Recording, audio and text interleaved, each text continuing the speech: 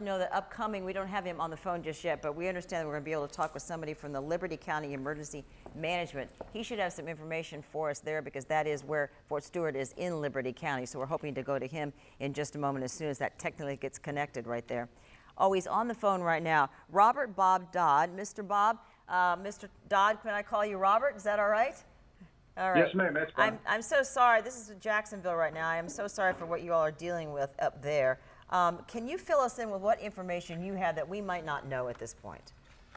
So we received a call from Fort Stewart's EMA emergency manager that they had an active shooter going on. We had the police, fire, and EMS respond out there to assist in it. As of right now, all of them have been cleared back in quarters. And as they continue on the investigation, that's all the information that we have right now. And Robert, is there any way you can tell us if the casualties involve people who are injured, or do we know of any deaths? I hope not. At this time, I do not. And then where were your personnel as far as going? Were they allowed on, these are civilians, or were you working with military police only? Right, we were working with the military, so our people responded out on the base. So can you give us a size estimate of how many civilians, police, fire, EMS went to the base to try to help on the outside there? From us, we had 2 ambulance, 2 fire personnel, 1 fire apparatuses, and then numerous police.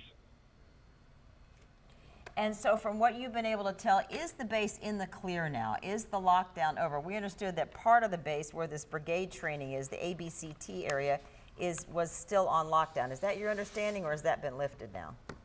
Yeah, that's the way we're understanding. 2nd Brigade is still locked down, but the Potomac area out on the main base is open. Okay, and have you been told why the 2nd Brigade area is still on lockdown? No, I haven't. Okay, and then as far as the active shooter training that you all have, how would you be assisting the military? I know the military is well staffed. Is there a reason that they needed you all in addition to what they already have at that large base? Right, and you know, I guess the more people you have, the better off you are. And then we work really close with Fort Stewart, along with our police, fire, and EMS. We do exercises together, so this is just part of that mutual aid agreement that we have. And do you have any connections yourself, Mr. Dodd, with military personnel, any family or friends there on the base? No, I do not. Okay, well, our thoughts and prayers go out to everybody in that community. Describe to us for just a moment how important the Fort Stewart area is to the community there. We live in a military community. We know how much our community honors people who serve our country. We have multiple military bases here and, of course, up in Georgia as well. So tell us about the feeling that's going on right now in your community. Well, Liberty County is dependent. You know, Fort Stewart plays a big part of our community. I think they said 73% of the military population live within the community outside of the base. So we depend on Fort Stewart a lot. And so there, I'm sure there's a feeling of shock and sadness. And are you seeing anybody gather outside the base for prayers or thoughts, or what's going on there in the community, or are people staying at home and still nervous? Still, we haven't seen anything as of yet. I haven't heard of anything that's going to take place, but you know, this is a revolving thing as things can change. And how long have you worked in your post there? Has there ever been an active shooter before at Fort Stewart in years past? No, I've been here for about 7 years. I don't recall an active shooter on Fort Stewart. Has anybody told you whether the shooter who is in custody now is a civilian or a military member?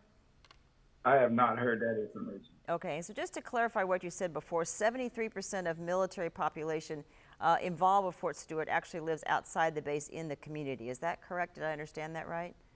Right. Liberty County, Bryan County, Chatham County, Tatnall County. Yes, okay. ma'am.